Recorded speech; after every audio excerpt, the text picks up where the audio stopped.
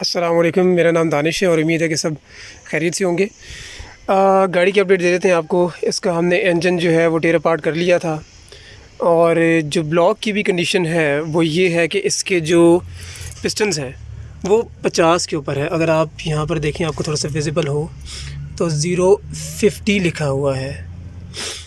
इसका मतलब ये है कि इंजन जो होता है वो स्टैंडर्ड भी होता है। उसके बाद जो सेकंड कट होता है इसका, ये जो इसका सिलेंडर है कट करके जाता है 0.25 पे, इसको 25 कहते हैं यहाँ पर लेमन टर्मिनोलॉजी में जो हमारे मैकेनिक हज़रात हैं।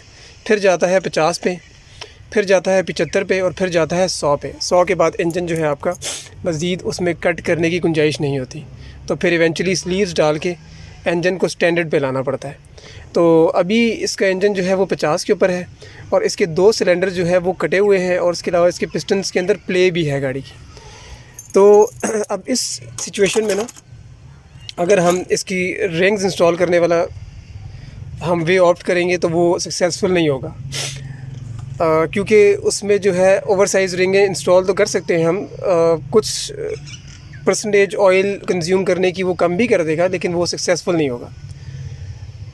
कंप्रेशन भी बनाएगी गाड़ी, ऐसे नहीं कंप्रेशन नहीं बनाई, कंप्रेशन भी बना रही थी तभी चल कर आई यहाँ पर। तो कंप्रेशन बेटर हो जाएगी थोड़ी सी, लेकिन ऑयल गाड़ी कंज्यूम करेगी साथ साथ। पहले ज़्यादा करी थी, अब थोड़ा कम कर देगी। तो बेस्ट उसमें यही है कि हम इसके इंजन को जो है ओवरहॉल की तरफ ही जाएं। अब रही बात ये कि इसके हेड का भी आपको दिखा रहे थे। ये देखें, इसके पिस्टन में ना, पिस्टन में थोड़ी सी प्ले भी है इसमें, पिस्टन्स में इसके। और रही बात इसके हेड की, तो वो भी आपको बता देते हैं कि हेड इसका जो है वो कैसा है, उसमें क्या क्या काम होंगे। जो मैंने गाड़ी को टेयर अपार्ट करने से पहले सोचा था, मैंने सोचा था इसका हेड उम्मीद है ठीक होगा और हम जो हैं वो सिर्फ वेल सील्स डालकर हम काम चला लेंगे। अच्छा, वन मोर थिंग, आपने जब भी काम करना है ना, तो आपने काम करना है गोरे के तरीके से साथ गाड़ी का। इसके बोल्ट्स मिक्स नहीं करने। अब ये देखें, ये जो बोल्ट्स हैं ये इसके मेन बोल्ट्स हैं इंजन के, और ये जो मैं निशान लगाया है पेंट से, ये निशान है टूवर्ड्स द टाइमिंग, जो जहाँ पर गाड़ी का टाइमिंग बेल्ट होता है। तो ये आ रहे हैं, पहले नंबर के आ रहे हैं, दूसरे नंबर के, तीसरे नंबर की सीक्वेंस है। इसी सीक्वेंस के मुताबिक साफ़ करके वैसे ही वापस लगाने हैं, क्योंकि ये बोल्ट्स स्ट्रेच हो जाते हैं। अब हम इसके बोल्ट्स चेंज नहीं कर रहे, तो हम इन्हीं बोल्ट्स का यूज़ करेंगे। तो हमने जहाँ से निकाला है इसको वहीं पर ही यूज़ करना है। इंजन के जो बोल्ट्स हैं उसमें आपने बहुत ध्यान रखना है। आपने साथ में कंटेनर रख लेने हैं, ये शॉपर्स रख लेने हैं, उनके अंदर डालते रहना है साथ साथ खोल के। और इंटरनल्स की बात करूँ मैं, और इवन एक्सटर्नल्स के साथ भी आप ये काम कर सकते हैं।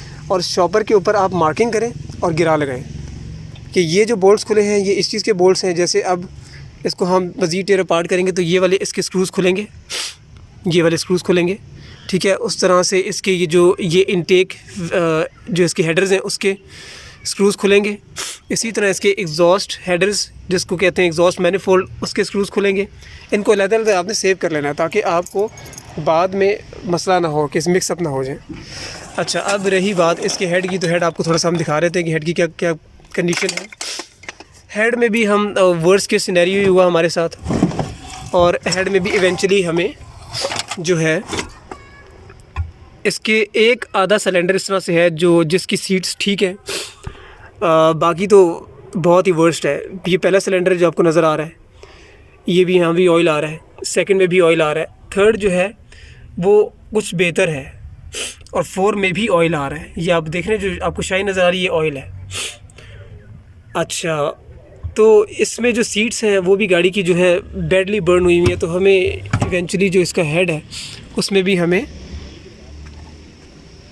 पूरा काम करवाना पड़ेगा, जिसमें वेल्व चेंज होंगे, इसकी सीट्स चेंज होंगी, इसके वेल्व गाइड्स चेंज होंगे, और फिर जाकर इसमें वेल्व सील्स डलेंगी। तो हेड हमारा परफेक्ट हो जाएगा और गाड़ी का प्रेशर से बेहतरीन हो जाएगा। तो हमें जो रही बात इंजन ब्लॉक की, अभी हम इसको जब मज़ीद इसको हम करेंगे, डिसमेंटल करेंगे, तो हमें पता चलेगा कि इसके क्रैंक जो है उसी क्या कंडीशन है, दैन क्रैंक का साइज़ क्या है, और इसका ऑयल पम्प जो है वो उसकी क्या कंडीशन है। उसके अलावा जो है वाटर पम्प उसी की कंडीशन है। तो वील ट्राई कि हम जो कुछ बचा सके इसको हम बचाएंगे, और जो चेंज करनी है विच आर मैंडेटरी वो तो हम चेंज करेंगे ही करेंगे। अगर वाटर पंप इसका ठीक हुआ खोलने के बाद, रस्टी ना हुआ, तो वाटर पंप हम इसी को रीयूज़ कर लेंगे। और ऑयल पंप को हम पूरा डिसमेंटल करेंगे, उससे गेयर्स ठीक हुए तो हम उसी को रीयूज़ कर लेंगे। अगर गेयर्स थोड़े से भी घिसे हुए तो हम ऑयल पंप नया डालेंगे गाड़ी में। ऑयल पंप के ऊपर कॉम्प्रोमाइज़ नहीं करना। कहा यह जाता है कि आप जब भी इंजन ओवरहॉल की तरफ जाएँ, वेदर आपने ऑयल पंप जो है वो महीना पहले चेंज किया, 2 महीने पहले चेंज किया, लेकिन आप नया ऑयल पंप ही डालें। स्टिल मैं इसको एक बार खोल के देखूँगा, तो मोस्ट प्रॉब्ली मैं इसको नया ही डालूँगा, क्योंकि रिस्क से बचने से बेहतर है कि आप उसको नया ही डाल दें।